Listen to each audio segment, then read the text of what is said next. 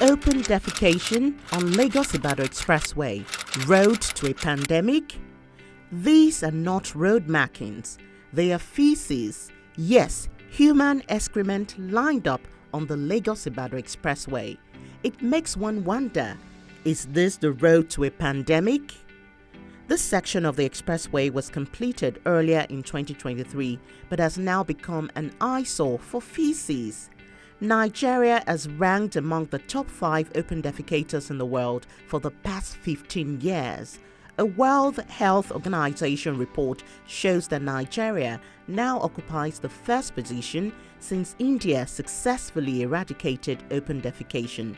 This is not an enviable position to aim for.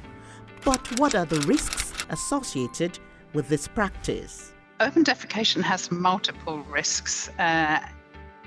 If one person is open defecating, it can infect the entire community because that excrement can be transmitted via different vectors, not least flies, dogs walking it around your community and into your water courses to have all sorts of diseases. There are so many diseases that are fecal oral, as we say, transmitted between excrement and the mouth, and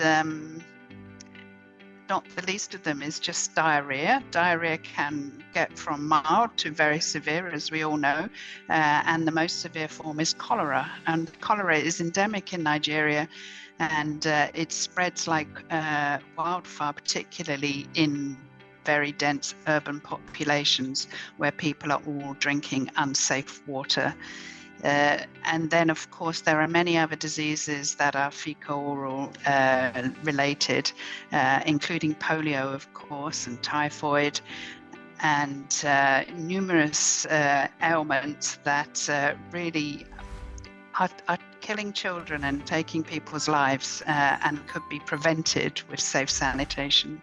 Kara, a haven for the purchase and sale of cows, goats and sheep, is on the inward Lagos portion of the Lagos-Ibadan Expressway. One wonders the link between pooping in an open space in this area and the animals on sale.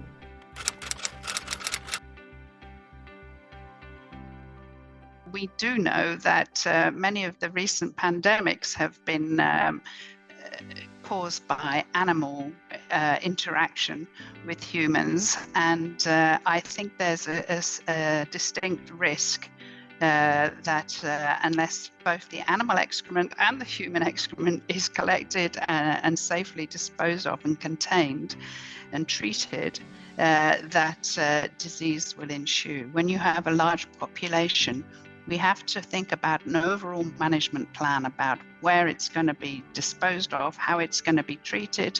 There's actually money to be made in treating and reusing feces into fuels, into building materials, into all sorts of things, and fertilizer, of course. So there's definitely a different way of looking at this. So, is there a solution to all of these?